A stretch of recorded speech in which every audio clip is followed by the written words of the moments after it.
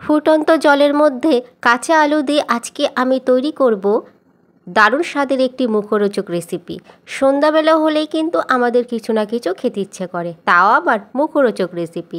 তাই বন্ধুরা, ঘরে থাকা মাত্র কয়েকটি উপকরণ দিয়েই এই দারুণ স্বাদের মুখরোচক রেসিপিটি তৈরি করে নিতে পারেন।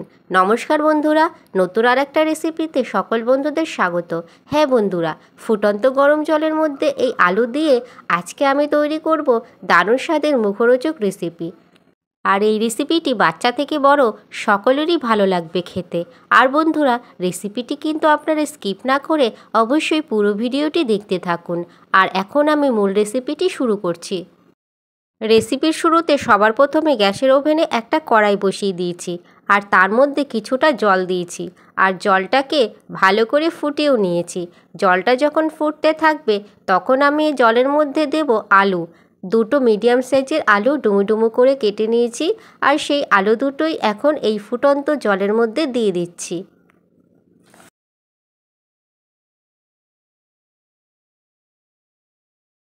আলু সব দেওয়া হয়ে গেলে একটা ঢাকনা দিয়ে আমি ঢেকে দেব, তাতে তাড়াতাড়ি সিদ্ধ হয়ে যাবে। কিছুক্ষণ আমি ঢাকা রেখে দেব, তারপরে ঢাকনাটা সরিয়ে নেব। এইবারে আমি দেখে নেব আলুটা কতটা সিদ্ধ হয়েছে। আলু কিন্তু খুব সুন্দরভাবে সিদ্ধ হয়ে গেছে। আর এবারে আমি এই জল থেকে আলু নামিয়ে নেব। আলু নামিয়ে একটা প্লেটের মধ্যে রেখেছি। আর আলু গরম থাকতে থাকতেই একটা কাঁটা চামচ দিয়ে আলু ম্যাশ করে নেব। গরম থাকতে থাকতেই ম্যাশ করে নিলে খুব ভালোভাবে আলুগুলো ভেঙে যাবে, সেই জন্য আমি গরম অবস্থায় আলুগুলো ভেঙে নিচ্ছি। রেসিপি তৈরি করতে করতে আরও একটি কথা শেয়ার করছি। এই চ্যানেলের নতুন নতুন ভিডিওর আপডেট পাওয়ার জন্য চ্যানেলটিকে সাবস্ক্রাইব করার আপনাদের কাছে অনুরোধ রইল।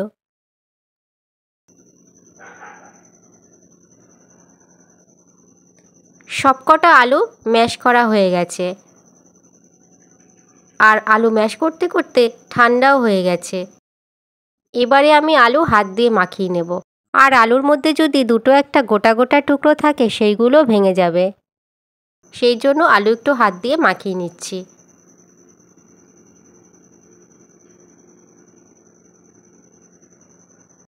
আলু মাখানো হয়ে গেছে। এইবার এই মাখানো আলু অন্য একটা বোলের মধ্যে তুলে নেব। তারপরে আমি এর মধ্যে দেব হাফ কাপ কর্নফ্লাওয়ার। দুটো আলুর জন্য হাফ কাপ কর্নফ্লাওয়ার দিচ্ছি। এবারে দিচ্ছি সামান্য একটু নুন। তারপরে আলু আর কর্নফ্লাওয়ার একসাথে হাত দিয়ে মাখিয়ে নেব।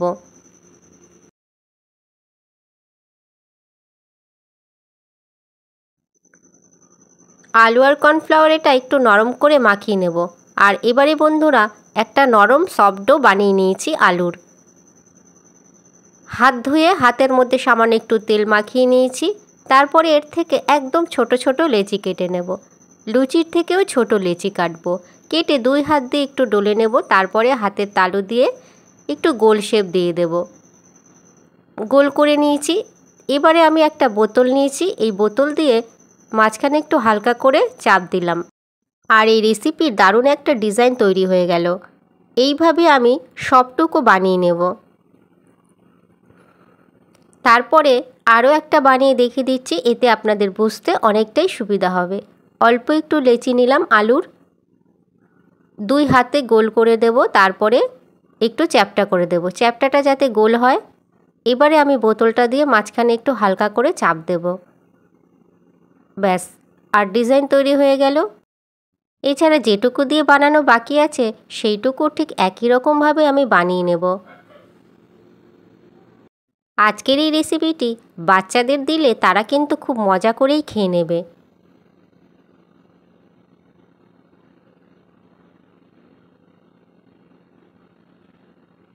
সবকটা বানানো হয়ে গেছে, দেখতে কিন্তু দারুণ লাগছে। তারপর গ্যাসের ওভেনে আরও একবার কড়াই বসিয়ে দিয়েছি, আর তার মধ্যে কিছুটা জল দিয়েছি। জলটা প্রথমে হালকা করে গরম করে নিয়েছি। জলটা যখন হালকা করে গরম হয়ে আসবে তখন এর মধ্যে আমি যেইগুলো বানিয়েছি আলু দিয়ে সেইগুলো দিয়ে দেব। সবকটা এগুলো দেওয়ার পরে 1 থেকে 2 মিনিটের মতন আমি এগুলোকে সিদ্ধ করে নেব। তার থেকে বেশি সিদ্ধ করলে হয়তো এইগুলো গলে যেতে পারে। সবকটা আলুর তৈরি পাস্তা দেয়া হয়ে গেছে। এবারে আমি একটু হালকা করে নেড়ে নিচ্ছি। তারপরে একটা ঢাকনা দিয়ে 1 মিনিটের জন্য ঢেকে রেখে দেব। মাত্র 1 মিনিটই ঢাকবো, এর থেকে আর বেশি ঢাকবো না। ব্যাস 1 মিনিট হয়ে গেছে। এইবারে আমি ঢাকনাটা সরিয়ে নিলাম, গ্যাসটাও অফ করে দিয়েছি। তারপরে আমি জল থেকে নামিয়ে নেব। জলটা ঝরিয়ে এইগুলোকে আমি নামিয়ে নিচ্ছি অন্য একটা পাত্রের মধ্যে। যেই পাত্রের মধ্যে নামাবো তার মধ্যে একটু এরকম ফাঁকা ফাঁকা করে রেখে দেবো, যাতে একটার গায়ের মধ্যে আর একটা লেগে না যায়।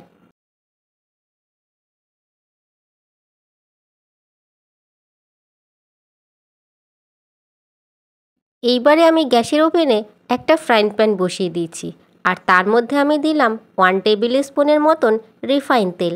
তেলটা যখন গরম হয়ে আসবে তখন আমি এর মধ্যে দিয়ে দিচ্ছি 7-8 কোয়া রসুন কুচি। গ্যাসের ফ্লেমটাকে মিডিয়ামে রেখে রসুন এবার হালকা লাল করে ভেজে নেব। আর এইবারে রসুন ভাজা হয়ে গেছে আর রঙটাও চেঞ্জ হয়ে গেছে। এইবারে আমি এর মধ্যে দেব চিলি ফ্লেক্স। তারপরে দিচ্ছি স্বাদ মতো নুন। এবারে আমি দেব 1 চামচ চিনি। তারপরে দিয়ে দেব 2 চামচ টমেটো সস। আর এরপরে দিচ্ছি 1 চামচ সয়া সস। আর এবারে সমস্ত কিছুকে একসাথে মিশিয়ে খুব ভালো করে রান্না করে নিচ্ছি। একটু ভাজা ভাজা করে নেব যাতে রসুনের কাঁচা গন্ধটা না থাকে।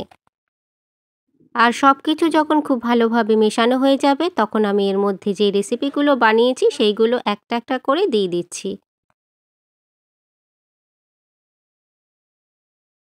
সবগুলো আলুর তৈরি পাস্তা দেয়া হয়ে গেছে। এইবারে আমি হালকা করে মিশিয়ে নেব। একটু হালকা করেই মেশাতে হবে যাতে এগুলো ভেঙে না যায়। আর 3 থেকে 4 মিনিট সময় নিয়ে এগুলোকে আমি রান্না করে নিচ্ছি। সব মশলা খুব ভালো করে মেশানো হয়ে গেছে।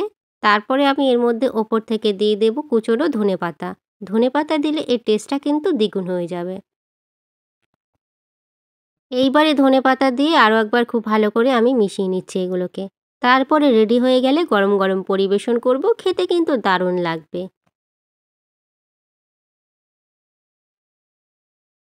বাচ্চারা কিন্তু এই রেসিপিটি সত্যিই বলছি বন্ধুরা মজা করেই খেয়ে নেবে।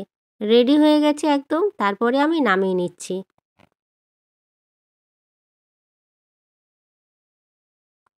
রেসিপিটি দেখতে যতটাই লোভনীয় হয়েছে খেতে কিন্তু ততটাই দারুণ হয়েছে। তাহলে বন্ধুরা রেসিপি যদি ভালো লাগে ভিডিওটিকে অবশ্যই লাইক করবেন, আর কেমন হয়েছে সে বিষয়ে কমেন্ট করে জানিয়ে দেবেন। আপনারা অবশ্যই ভালো থাকবেন, সুস্থ থাকবেন। এছাড়া ভিডিওটিকে প্রথম থেকে শেষ পর্যন্ত দেখার জন্য আপনাদের সবাইকে অসংখ্য ধন্যবাদ।